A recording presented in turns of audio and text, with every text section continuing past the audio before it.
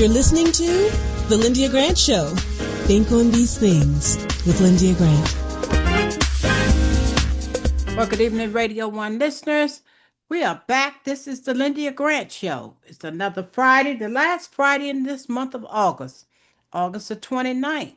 Everybody's going back to school all over the country, and it's exciting. But we're going to talk first to Dr. Julianne Malvo about all the stuff that you've been seeing on the news or either turning from, like I've been doing.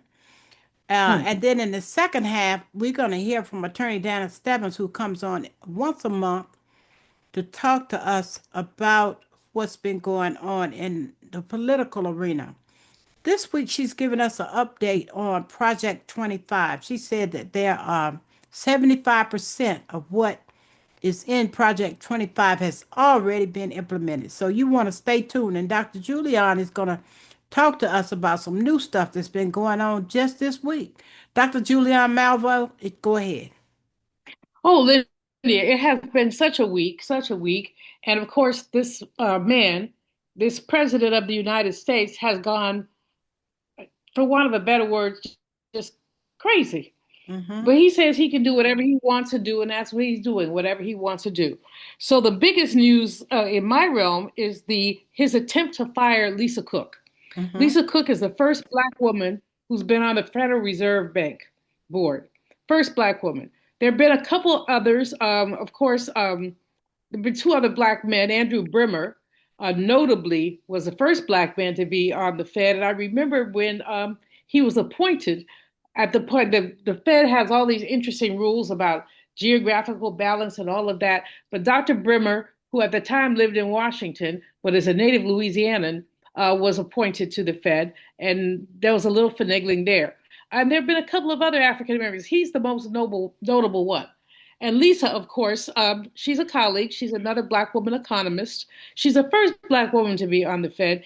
And this man wants to fire her for very specious reasons. He said that she's committed mortgage fraud, but they haven't proved it. What they seem to say is that she claimed two different places as her primary residence, and therefore that's fraud.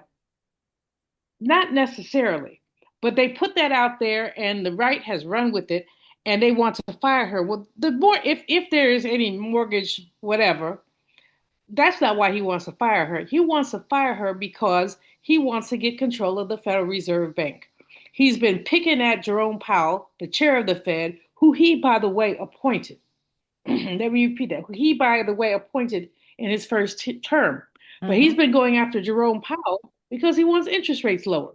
He wants interest rates lower because he feels they will be expansionary. Students of economic history understand when you lower interest rates too much, you can create a crazy recession. And we can't afford a crazy recession. We already have inflationary tendencies, and inflation has been going up. We have an unstable job market. Unemployment rates have been relatively stable, but stable and rising. For Black women, over 300,000 jobs lost since the beginning of the year. Labor force participation rates dropping. So this is a very unstable economy. He signals to world markets that our economy is not stable when he precipitously goes after Lisa Cook. Now, why does this signal to world markets? Because until now, Lyndia, the dollar has been the currency of choice all over the world. People have problems with the United States, of course they do, but people still yield to us in terms of economic matters. All this back and forth and round and tariff nonsense makes people have less faith in the dollar. When they have less faith in the dollar, they will look at other currencies. The euro is another currency. And of course, you have the BRICS countries, Brazil, Russia, India, and China. And they've always been economic competition to the United States. Our best bet is to maintain economic stability. Going after Lisa Cook does the opposite of that. And not to mention asterisk, again, she is a Black woman. But of course, this man cannot stand Black women, cannot stand Black people, cannot stand, frankly, himself. He's running roughshod over our economy. And everybody who is with the sound of my voice understands you will pay. He will not pay. You will pay for that. And then let's just go to part B. He is whatever we have to say about him, his number two is worse than he is. So imagine anything, even the 25th Amendment. Trump's gone, JD Vance is in. He is worse than Trump. Let's just be clear. And so there is no relief for us unless there's a Republican or two, which I don't think there are, a Republican or two who would stand up to him and say, stop it.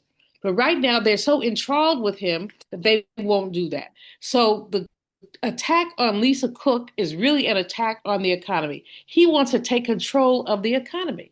And in taking control of the economy, what he would like to do is be able to dictate interest rates and other things. Now, a woman who was on the Fed, she resigned, probably couldn't take it, but she resigned. So that's one vacancy he can fill. He's filled it with Stephen Miller, his little doodle-wop.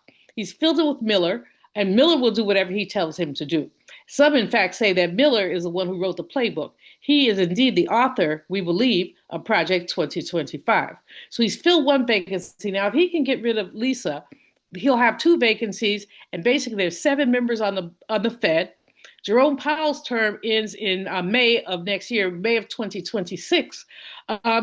If the president gets another vote on the Fed, interest rates will go down. That's just how it is. Now, for some of us, that might, in the short run, be okay.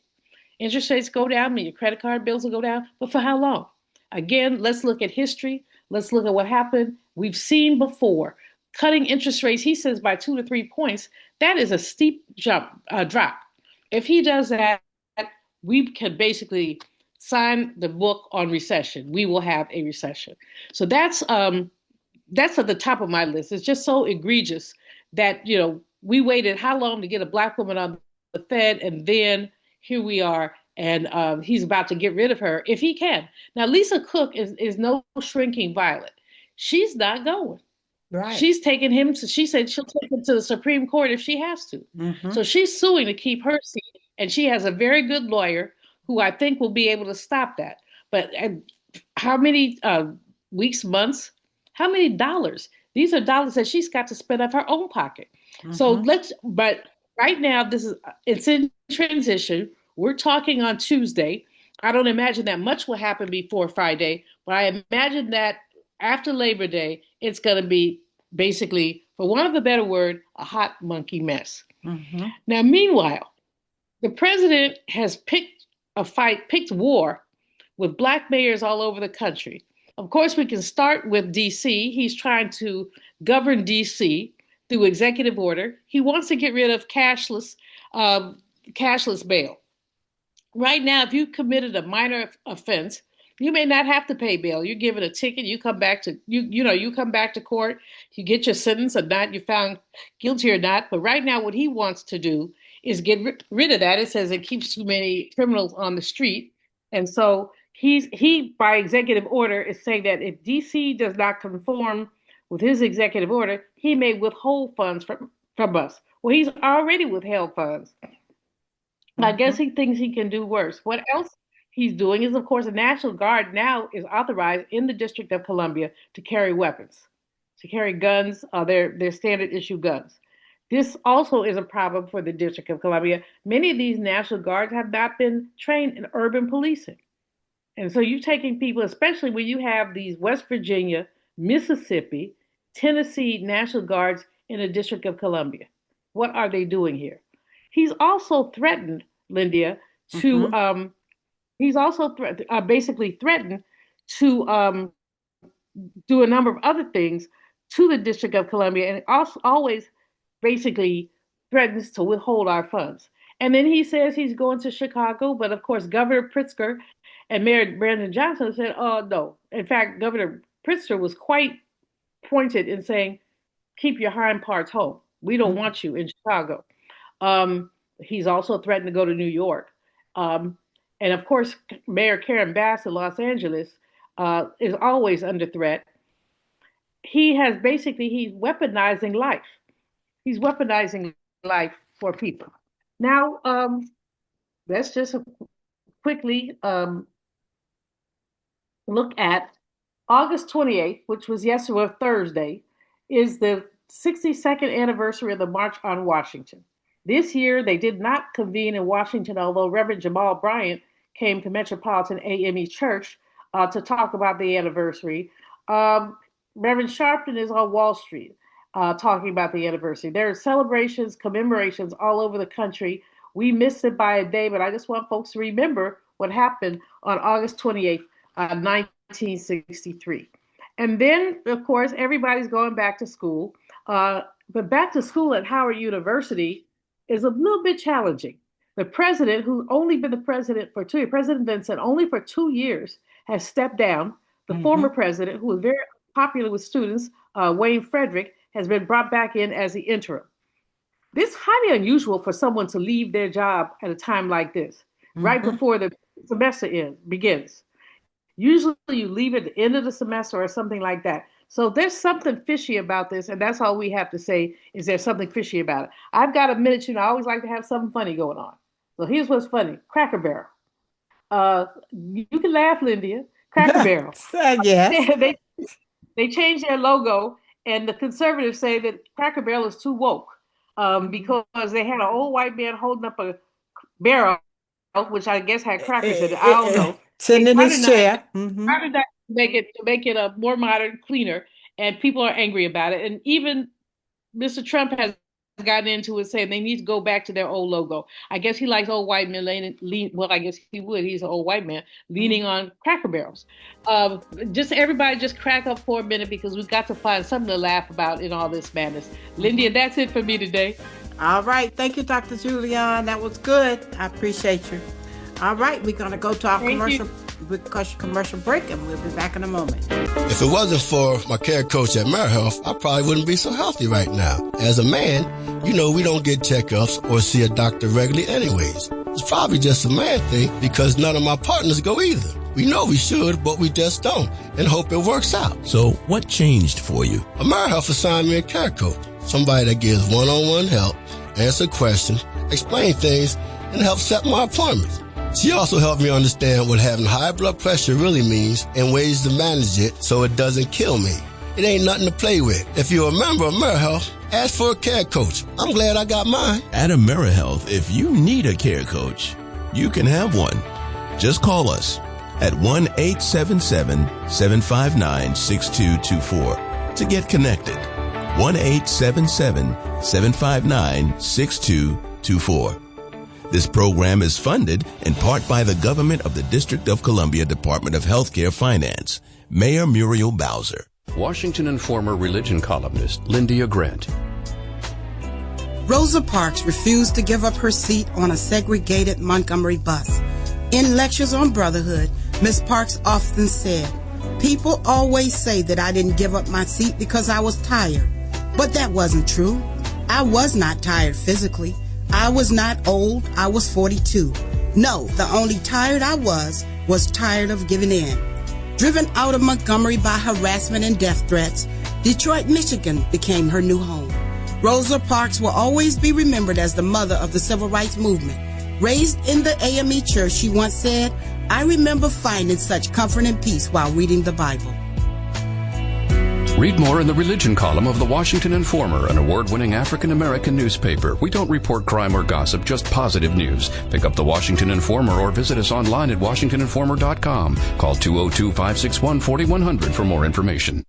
This is Frank Smith with the African American Civil War Museum in Washington, D.C., located at 1925 Vermont Avenue Northwest on the Green Line. Did you know that a recent study found that children who visit museums do better in school and in life than children who do not? So parents, teachers, and preachers, let's get moving. I promise you, if you bring your children to the African American Civil War Museum, they will be inspired by the images that they see. They will be impressed by our living history reenactors who are always available, and they will be involved in our scavenger hunt that takes them throughout our exhibit. That's the African American Civil War Museum, 1925 Vermont Avenue. Our hours are 10 to 6:30 on weekdays, 12 to 4 on Saturdays and Sundays. See it.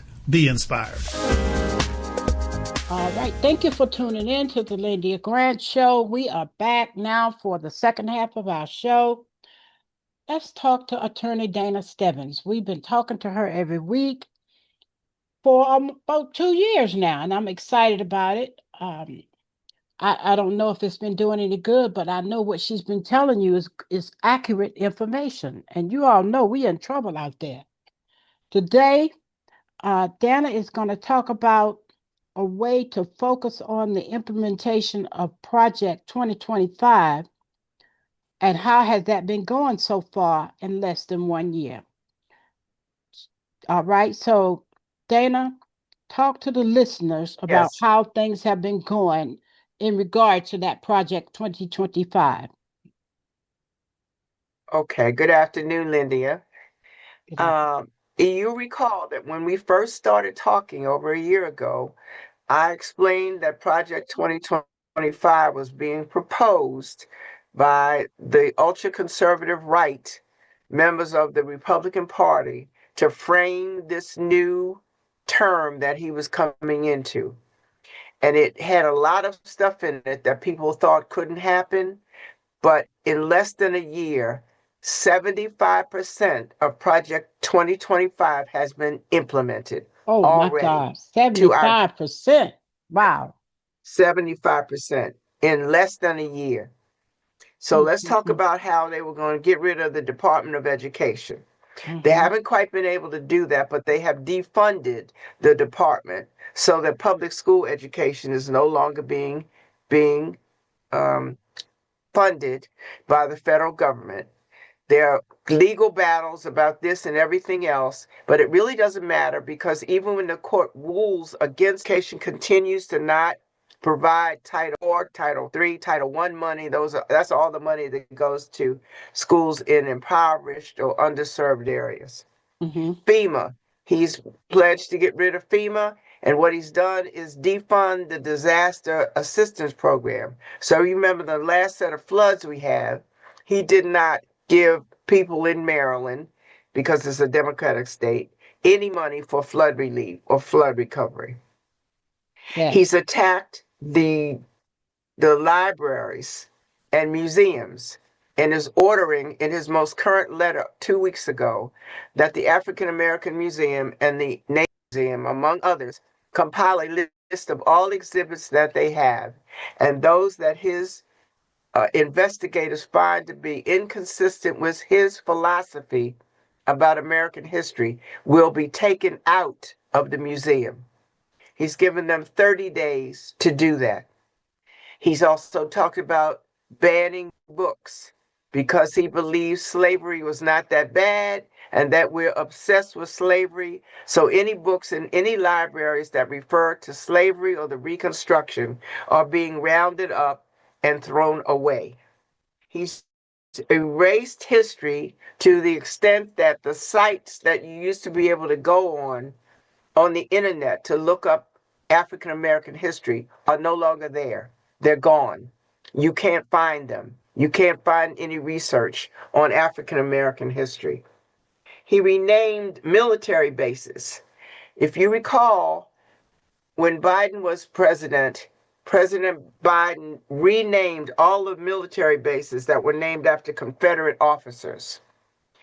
This president has gone back and renamed them again, changed the names again so that they're now back under the names of Confederate officers.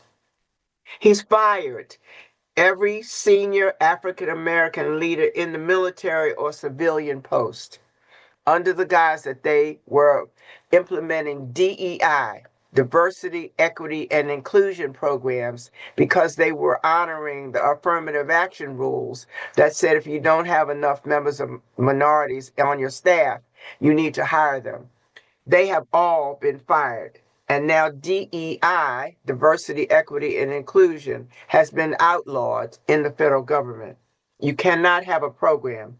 And if they find that you have one, then you get fired. There was a single black female member of the Federal Reserve Bank until 2 days ago when he fired her. So we no longer have any black Federal Reserve members. He talked about cleaning up dirty, nasty cities, and he started with the District of Columbia.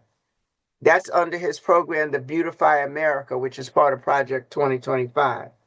So they have taken over the DC Police Department.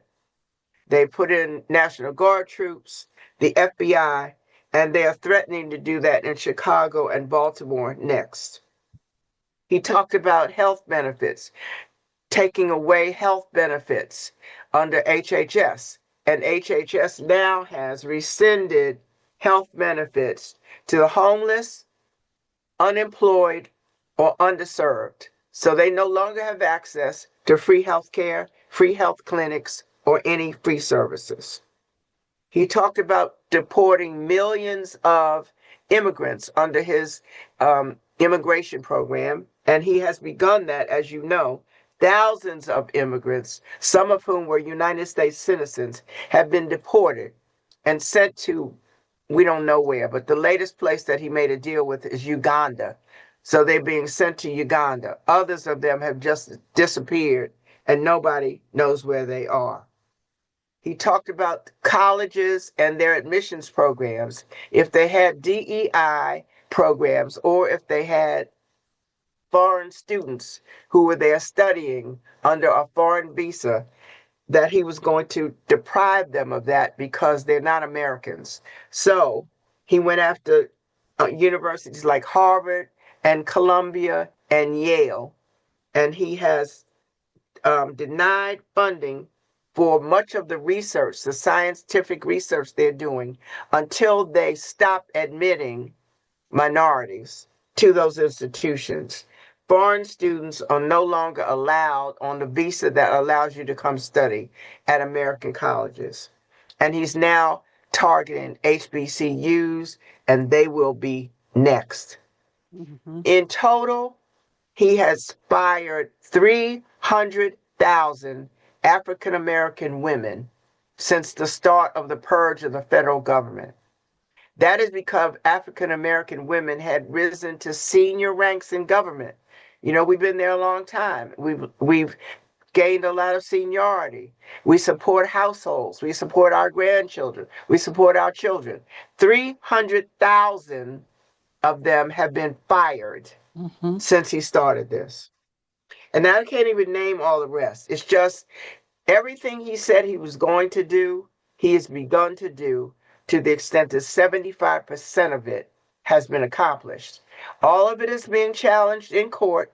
He has lost many cases, but since he doesn't follow any judicial rulings, it doesn't matter. He's proceeding anyway. Dana, okay, so we don't have but about 6 more minutes. Is there any way the average citizens like me and you can fight back, or should we just hunker down and try to wait this out? What do you think? Well, Lyndia, let me say this first. There is no cavalry coming to save us. There's nobody riding in on a white horse to save us. We are going to have to save ourselves. Everyone is frightened to stand up against him, and most people are not. The Congress is not standing up to him. The courts are not standing up to him to a large degree. So the only hope we have is to survive until the midterm elections next year. If we can regain control of one of the houses of Congress, then we can stop him. Otherwise, he now has control of the House and the Senate, which is why he can get away with doing everything he's doing. We're going to have to hunker down. We're going to have to find a way to survive this until the midterm elections. And then we're going to have to go on an all-out campaign to get every single person out to vote, to try to make sure we either regain the House with the 3 seats we need, or the Senate with the 1 seat we need. That's our hope. Including redistricting the way he did in Texas. Correct. And he knows that, and that's why he did that. He knows that there was a likelihood that we would regain the House, and that's why he added 5 Republican seats. But California's working on 5 Democratic seats, and so are other states. So we have to find a way to hold on. We have to provide our youth with our own Black history lessons. Don't rely on it being in the library. Tell the stories that your mother and your grandmother told you about everything about Black history. We need to remember that where there is disruption, which is what we have now, there is opportunity.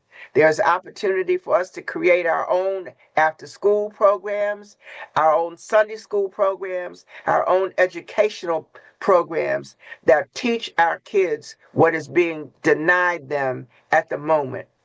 And we need to use every means we have until then to survive. Dana, this is so much. Thank you so much for going over that. We have to send this show out everywhere. We had Dorinda on here Dorinda White talking about AI, and she sent it out, and so many people have heard it. So we gotta get this word out that you just shared with us today. Thank you for that. The word out. There's no cavalry coming. We gotta save ourselves. We got to save ourselves. All right, that's it for this week. The attorney Dana Stebbins from the Cornelius Group. She said 75% of Project 25 has been done. All right, that concludes our show for this week. Thank you for tuning in to the Lyndia Grant Show today. Thank you for listening to the Lyndia Grant Show.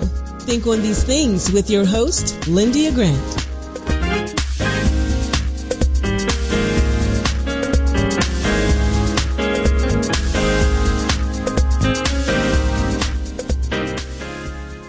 Washington Informer religion columnist Lyndia Grant.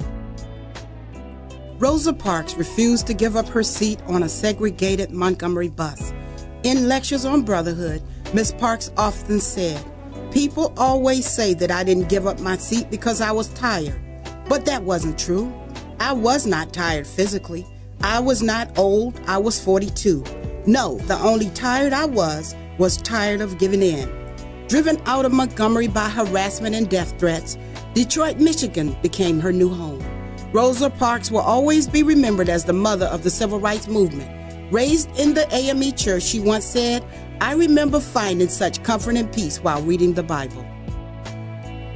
Read more in the religion column of the Washington Informer, an award-winning African-American newspaper. We don't report crime or gossip, just positive news. Pick up the Washington Informer or visit us online at washingtoninformer.com. Call 202-561-4100 for more information.